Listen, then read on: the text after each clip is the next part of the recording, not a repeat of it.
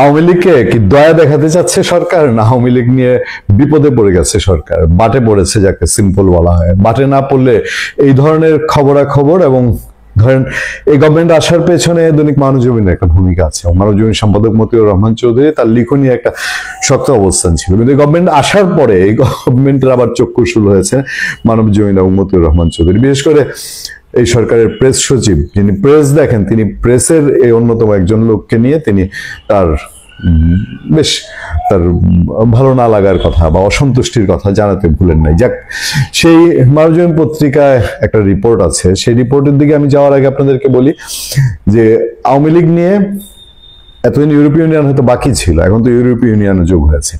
ইউরোপীয় ইউনিয়ন সহ আমেরিকা, সবচেয়ে বড় হচ্ছে ইন্ডিয়া। ইন্ডিয়াটার এখন রাগঢাক নাই, ইন্ডিয়াটা একদম ওপেন সিক্রেট, কোনো আনুষ্ঠানিক বক্তৃতা নাই। আনুষ্ঠানিক বক্তৃতা না থাকলেও আনুষ্ঠানিক মোড়কে বক্তৃতা আছে। ইন্ডিয়ার পররাষ্ট্র মন্ত্রী জয়শঙ্কর, তিনি যখন এই কথাটা বলেন যে ওই দেশে তো বলা হয়, গভর্নমেন্ট বলছে প্রবলেমটা হলো আগের নির্বাচনগুলা একটা বড় অংশকে বাদ রেখে নির্বাচন করেছে, ওই নির্বাচন প্রশ্নবিদ্ধ, এই অভিযোগিত। তাহলে এখন একটা সব কিছুর অংশগ্রহণে নির্বাচন করে দেখা, তাহলে তার ঝামেলা হয় না। ইন্ডিয়ার এই প্রেশারটা, এটার সাথে আমেরিকা আছে কিনা, এটার সাথে ইউরোপীয় অন্যান্য শক্তিশালী কান্ট্রি আছে কিনা, আমার মনে হয় নির্বাচনের এই যে তফসিল বলছে, এগুলো সামনে আস্তে আস্তে আরো ক্লিয়ার হয়ে যাবে, যথেষ্ট ক্লিয়ার হবে। এখন আওয়ামী লীগের ক্লিন ইমেজের মানুষজন ইলেকশন করতে পারবে, এরকম একটা, এটাকে আমি টোপ বলবো না কৌশল বলবো না আওয়ামী লীগকে দয়া করে সুযোগ দেওয়া হয়েছে, কোনটা বলবো? পত্রিকার রিপোর্টেই কথাই বলছে যে ইন্ডিয়া যখন দেন দরবার করছে, ইন্ডিয়া দেন দরবার কার সঙ্গে করেছে? আমরা সবশেষ খবর জানি যে বাংলাদেশের নিরাপত্তা উপদেষ্টা খলিলুর রহমানের সঙ্গে ইন্ডিয়ার নিরাপত্তা উপদেষ্টা অজিত দোভালের কথা হয়েছে, কিন্তু এর বাইরে আরো অনেক দুতিয়ালি চলছে। এটাও এখন বলতে গেলে ওপেন সিক্রেট। প্রসঙ্গ এসছে ভুটানের প্রধানমন্ত্রী এসছেন, প্রসঙ্গ এসছে কমনওয়েলথ এসছে, প্রসঙ্গ এসছে ইন্ডিয়া অন্যান্য ভাবে মেসেজ আনা দেনাদোনা করে, বা অনেক সময় আমেরিকাও মধ্যস্থতা পালন করে ভারত বাংলাদেশের মধ্যে, যেহেতু আমেরিকা এখন ইন্ডিয়ার ক্ষেত্রে তার পলিসি চেঞ্জ করেছে। তো এটা বাংলাদেশের ভেতর থেকেই আওয়ামী লীগের একটা অংশ, তারাও যে অনেকে সংগঠিত হইতে চাইছে, যে ক্লিন ইমেজ আওয়ামী লীগ, তারা সংগঠিত হয়ে আওয়ামী লীগ ব্যানারে না, যেহেতু আওয়ামী লীগ নিষিদ্ধই থাকবে, এই কারণে আওয়ামী লীগ ইলেকশন করতে পারবে না দলীয় ভাবে। আওয়ামী লীগের ক্লিন ইমেজ, এবং ক্লিন ইমেজের সংজ্ঞা দাঁড় করাইছে, সেই সংজ্ঞাটা হলো যারা মানবতা বিরোধী অপরাধের অভিযুক্ত না। মানে সেই জুলাই আগস্টের অদ্ভুত কিছু মামলা তো এর আগে হয়েছে, ধরেন জুলাই আগস্টের ঘটনা ঘটেছে সত্য, তার কিছু সত্য মামলাও হয়েছে, কিন্তু আবার অদ্ভুতরে কিছু মামলা হয়েছে। এখন সেই রেফারেন্স যে যারা মানবতা বিরোধী অপরাধ করে নেয়, যাদের বিরুদ্ধে হত্যার অভিযোগ নেই, আবার বলেছে যাদের বিরুদ্ধে দুর্নীতির অভিযোগ নেই। এখন এই যে অভিযোগ, এই অভিযোগ তুললে তো পৃথিবীর সবচেয়ে সাধু মানুষটার বিরুদ্ধে অভিযোগ তুলে আমার যদি ইচ্ছা থাকে তাকে মিসগাইড করার, তাহলে আমি সেটাও করতে পারবো। যাক, সংজ্ঞা দাঁড় করিয়েছে যে এই ক্যাটাগরির বাইরে যদি আওয়ামী লীগের থাকে, তো এই ক্যাটাগরির বাইরে আওয়ামী লীগের এখন কার বুকের পাটা এত সাংঘাতিক, এত বড়, যে এই সরকারের এই দয়া দাক্ষিণ্য হাতে নিয়ে আওয়ামী লীগ পরিচয় দিয়ে, আনঅফিসিয়ালি আওয়ামী লীগ পরিচয় দিয়ে ইলেকশনে অংশগ্রহণ করবে। যাক, ওই মানবজমিনের রিপোর্টে শেষ অংশে বলা হয়েছে যে আওয়ামী লীগের এই টাইপের কিছু মানুষ সংগঠিত হয়েছে চেয়েছিল, এবং সরাসরি শেখ হাসিনার রেফারেন্স দিয়ে বলা হচ্ছে যে শেখ হাসিনা এটা গ্রিন সিগন্যাল দেন নেই। শেখ হাসিনা তিনি বলেছেন যে তিনি মানে এটাই তারা রাজি না, তারা আওয়ামী লীগ ফাইট করে।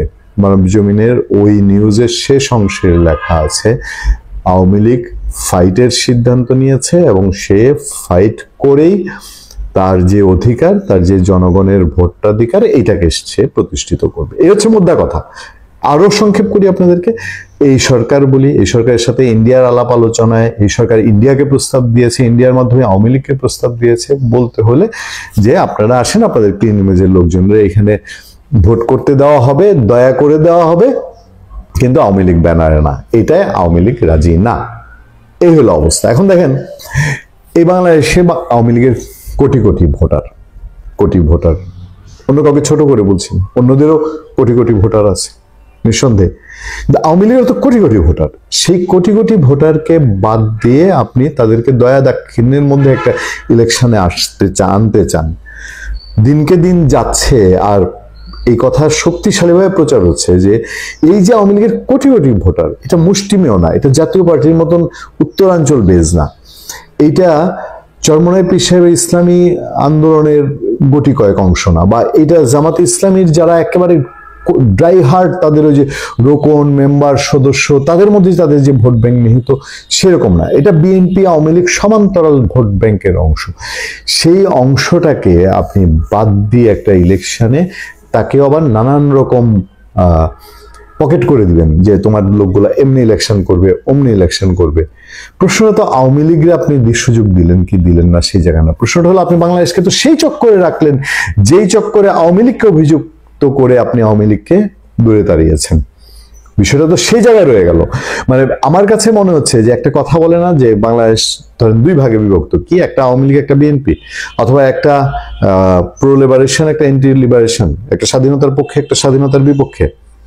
তো এখন কি এরকম সিচুয়েশন চলতে থাকবে যে আচ্ছা স্বাধীনতার পক্ষে যারা আছে তারা এই 15 বছর দেশটা বা 20 বছর দেশটা যেমনে পারে সেমনে তাদের অনুগত লোকজন নিয়ে ভোগ করবে, সুখ করবে, শান্তি করবে, আরামসে থাকবে। স্বাধীনতার বিপক্ষে একটা অংশ থেকে যাবে, এরা 15-20 বছর জলে জঙ্গলে থাকবে, যান হাতে নিয়ে দৌড়াবে। এরপরে আবার 15 বছর সময় আসবে, সেই 15 বছর স্বাধীনতার বিপক্ষে বলেন অথবা আগে আওয়ামী লীগ ছিল এখন বিএনপি, তাদের লোকজন আরাম আয়েসে সুখ শান্তিতে স্বাচ্ছন্দ্যে বাংলাদেশটাকে ভোগ করবে, খাবে। তারপরে সেই সময়টা আওয়ামী লীগ বা প্রো স্বাধীনতাপন্থী এই টাইপের অংশটা 15-20 বছর আবার দড়ির উপরে থাকবে, জেলে জলে জঙ্গলে থাকবে এবং যান হাতে নিয়ে ঘুরবে। এরকম দুই ভাগ মানে ডিভাইডেড করে দেশটার ক্ষমতা ভাগাভাগি করে নেওয়ার মতো একটা উপক্রম না। যদি ধরেন যে 15-20 বছর আওয়ামী লীগ তো করেছে, আওয়ামী লীগ তো 14, 24, 16 বা 18 নির্বাচন সেভাবেই করেছে, একটা অংশকে যেভাবে হোক বাইরে রেখে করেছে এবং ইন্টেনশনালি বাইরে রেখে করেছে। এখন ইন্টেনশনালি আওয়ামী লীগ বিরোধী অংশ আওয়ামী লীগকে বাইরে রেখে করছে।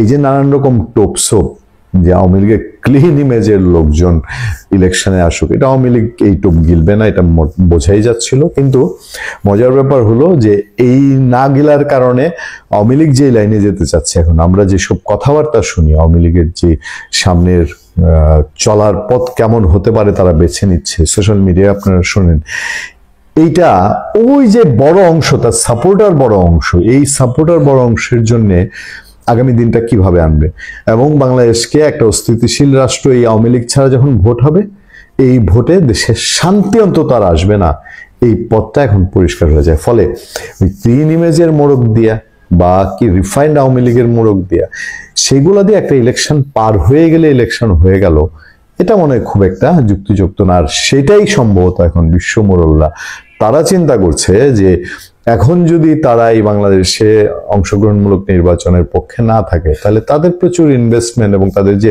ভবিষ্যৎ সম্ভাবনা, তাদের যে ইনভেস্ট আছে সেটা যে তুলে নেওয়া, এগুলো পড়বে ঝুঁকিতে।